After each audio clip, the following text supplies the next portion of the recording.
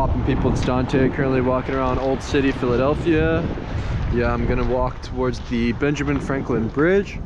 I absolutely love walking the bridge. I love wandering on the outskirts. This is where I thrive, on my own, in the unknown. I love wandering around and yeah, just chilling in my hometown. Yeah, take a step in my shoes today. Check out the path that leads to faith, liberty, and discovery. Yeah, cool. Actually, I haven't been inside this museum here. Award-winning museum. Interesting. So I was just thinking, you know, I was walking around today and I've been photographing all day, and just another day, right? Another way. It's what I do all the time, right? But it just never ceases to get old. You know, I keep coming out here time and time again, and there's not a soul in sight. You know, there's nothing going on. There's a sculpture. There's the oldest continuing living congregation in America, the Congregation Mikveh Israel, the synagogue, one of the oldest synagogues. Hey, Israel. Yeah, I really want to go back to Israel, actually. I want to visit Jerusalem. Photograph there. And I was thinking, you know, I mean, everything is just infinitely fascinating. Like, is it not? You know, am I crazy for thinking that everything is beautiful? All of the imperfections, all of the cracks on the ground, all of the intricate details around me. I mean, it's phenomenal when you have a nice sunny day. When you have a nice sunny day, everything is elevated from the mundane to something else. It's so extraordinary. You know, the way that leaves wiggle and trees decay. The way that old buildings have stood the test of time. I'm actually passing by an old cemetery. Benjamin Franklin was buried here. You know, the passage of time is so freaking amazing. I feel like when I'm walking and I'm moving, I feel like I evoke this feeling of abundance that flows through me. And it has to do with change, evolution, flux, the passage of time, and sort of just zooming out and existing outside of that. And looking at everything so intensely with wonder and awe, where everything is beautiful. And I can't help but to say that simple statement here in this video, because I don't know, I think we wind up hardening ourselves as we get older, as we go out there with our cameras. We feel as though we've seen it all, you know, where everything becomes the same old. But you know, I like to look at the world like I was just born yesterday, like a child would, and you know, really engaging the senses, the sounds, the sights, the smells, you know, and the feeling of your body moving upon the ground, and really slowing down. Like, I think what happens is you walk so fast and you're maybe in this like chaotic frenzy when you're photographing, but if you really go slow and just let life flow towards you, you'll be surprised at what you find. You know, there's something about the rhythm and the beat of the street, the movement of your body, and becoming really aware of the things that are occurring around you and the small details of life, you know. And I think that's something that I champion in my walks, is kind of just taking it slow, just looking at stuff, you know. Like, look at these acorns, they're pretty hollow. I remember when I was a boy, we used to have acorn fights. You'd throw acorns at each other across the street and climb the trees. Yeah, that was pretty fun. And yeah, here's the burial place of Benjamin Frank. Wow, look at this old map, all worn and tattered. I'll take a picture of that. Yeah, just snapshotting my way through life. What does it all mean?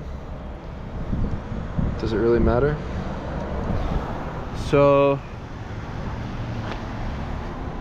yeah, they put coins on the grave of Franklin. I'm gonna leave a I'm gonna leave an acorn. Hey, it stayed. Yeah, check it out. Benjamin Franklin and Deborah, 1790. Wow. Yeah, I think the way that light etches and gives shape and form to all of the things around me, like the way the light's casted on this small sticker, then you can peel it off. I think that life is fun. Life is not boring. Life is fun. You just have to step out your door and get under the sun and bask in the eternal glory of the light. You know, I think that's what I feel like is the ultimate empowering thing to do, is to simply be under the light, under the sun, and then chasing the light and following the light. You know, throw your back to the light sometimes too, because then when you look at the world in front of you, you'll look at the long looming shadows and you'll see yourself and the shadow reflecting back at you. And it's like life is this ultra HD high resolution video game, and there's so much possibility that I can't help but to recognize that. You know, when I'm outdoors and I'm walking and I'm moving, it feels like there's just infinite possibilities. There's just so much that could happen. There's so much to do.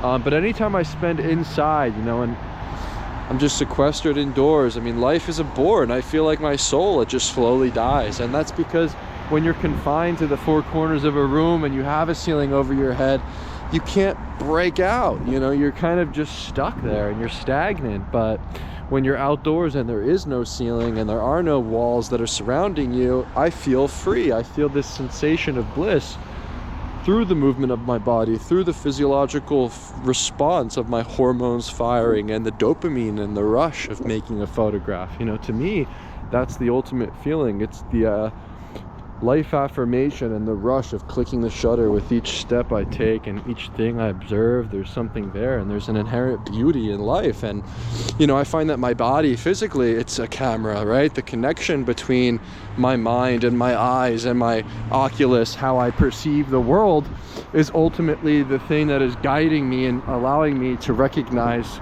the beauty of life. And recognizing this connection on the biological level of your eyes and your mind, and that sharp connection between your intuition, your gut, and the response that you have to stimuli, you know, through your sensual experience of feeling the cold air on your skin and listening to the sounds and following them and seeing beautiful things and, you know, looking and thinking, what's that, or what's around the corner and what's next, and, you know, just moving and responding, and yeah, just going back out there again and again and again. And yeah, just never dimming your light.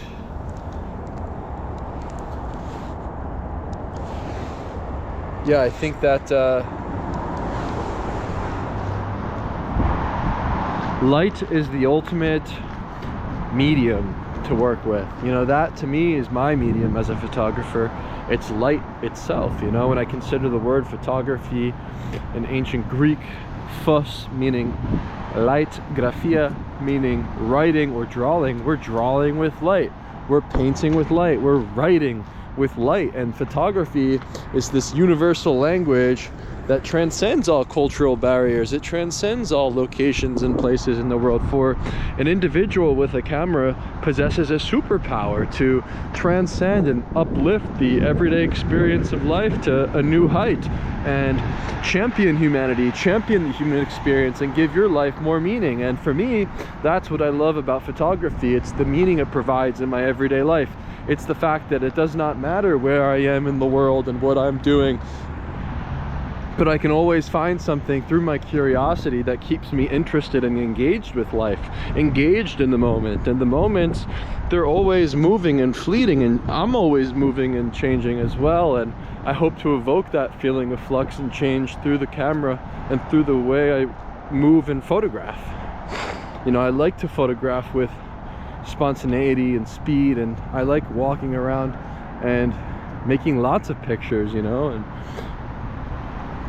hopefully that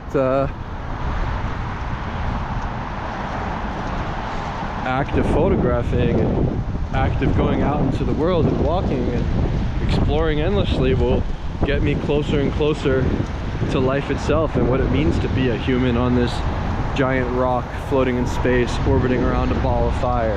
And yeah, I think that ball of fire in the sky, that sun up there, it's what fuels me, you know, for my body is a battery. And if I spend more time under the sun, I feel good, I feel powerful, similar to that of a plant undergoing photosynthesis and growing and changing. And you know, when I consider the way in which humans feel under the sun, I can't help but to recognize that this is where we're meant to be, just outdoors, exploring endlessly.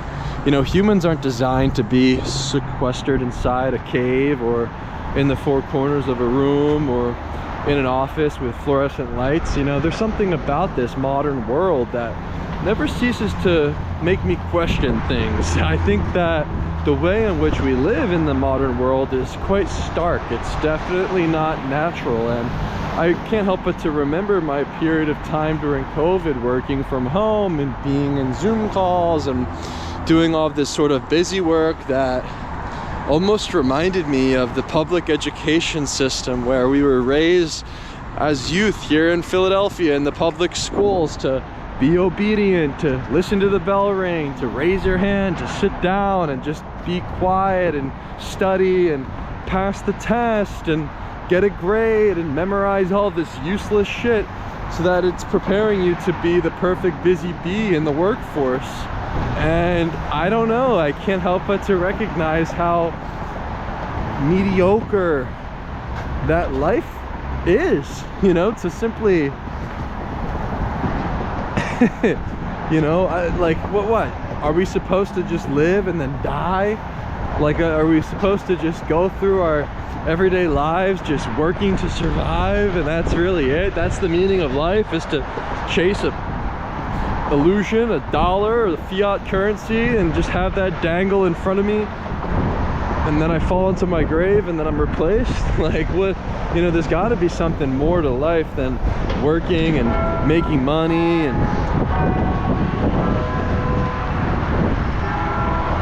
you know, the church bell is ringing this morning. It's yeah, it's Sunday, and yeah, I was thinking, you know, your body is the temple. I mean, you don't need to go into the church, you don't need to go into a temple to pray. You know, your body is the ultimate temple, and maybe we should treat it as such.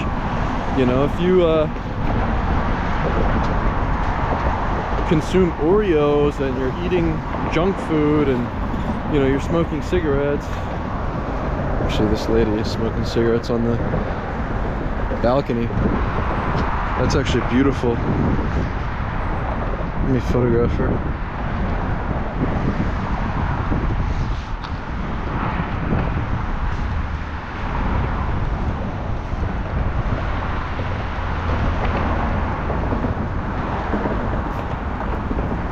Hello. Are you warm? Warm enough?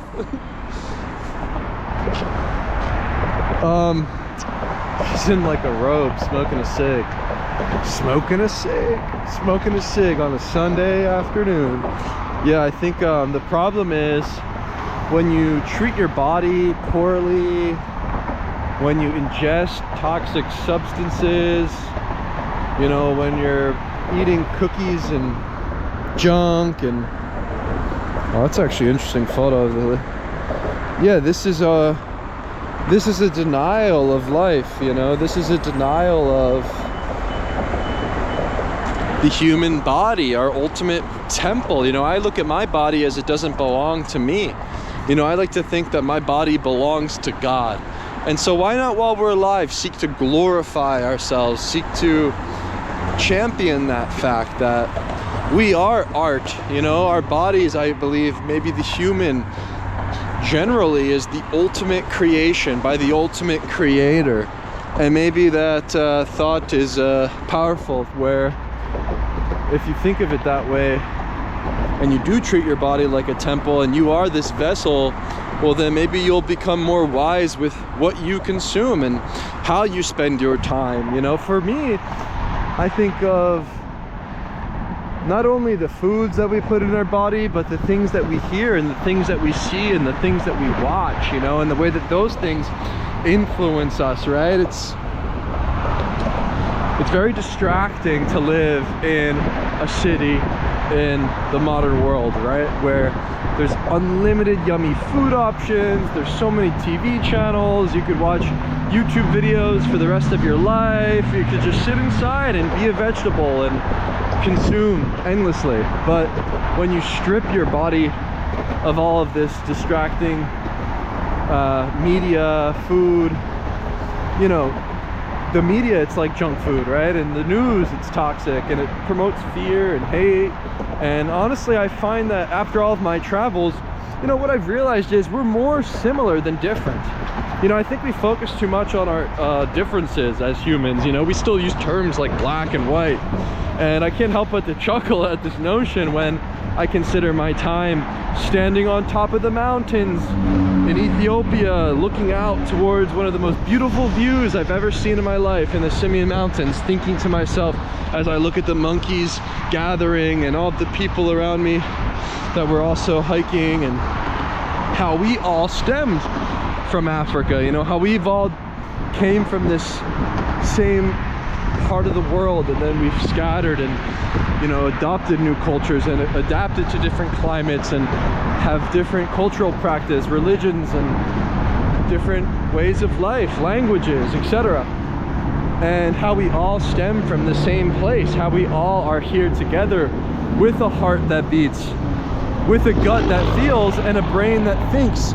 You know, for me, that's the ultimate thing to do, is to recognize what makes us similar. You know, in this modern world, oh, look at the light. Wow. Yeah, like in the, wow. Vertical for sure. Try horizontal. Yo. The winter light just hits different. But yeah, speaking about that different, right? Like, we try to highlight what makes us different, but why not recognize what makes us all the same, you know? And I don't know, I'm just a fan of humanity. I love people, and I don't seek to divide myself or to divide. And I think that's what the modern world and society kind of thrives on, is division and hatred and fear. And yeah, I like to live my life openly and honestly, and yeah, I like to think I'm sincere. And yeah, I don't know, yeah, we get wrapped up in an identity, and whether it's left or right, blah blah blah, it's just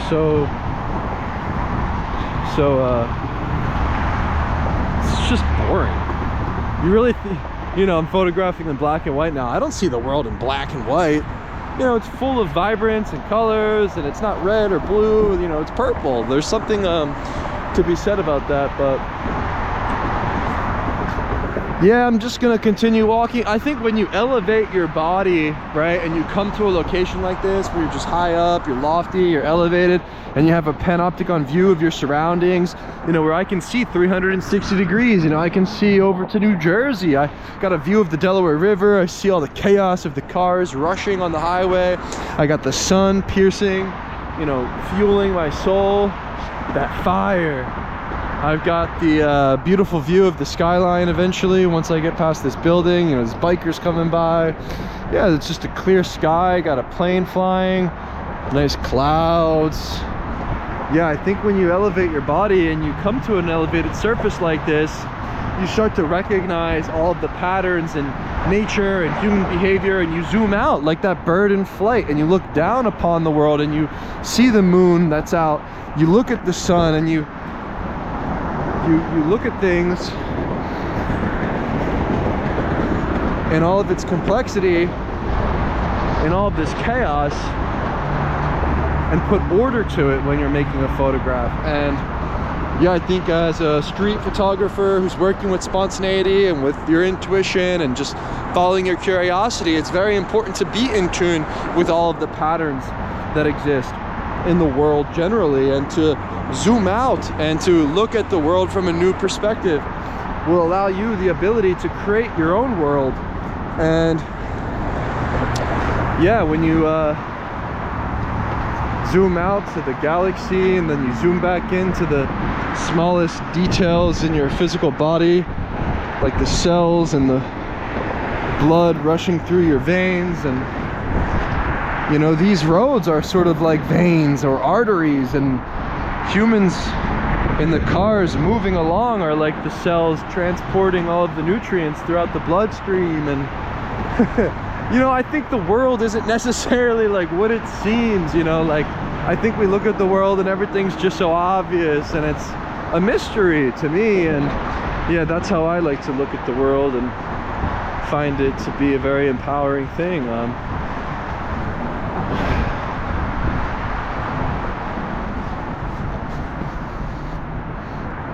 You know, I could walk this same mundane lane every single day for the rest of my life, but I will never make the same photograph twice, you know. And there's just an infinite way to photograph the same thing, to look at the same thing, and you know, everything is in flux.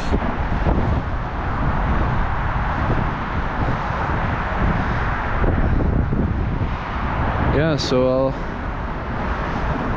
continue walking the bridge for a bit. Just wanted to share some thoughts, and yeah, that's pretty much it. Check out the view.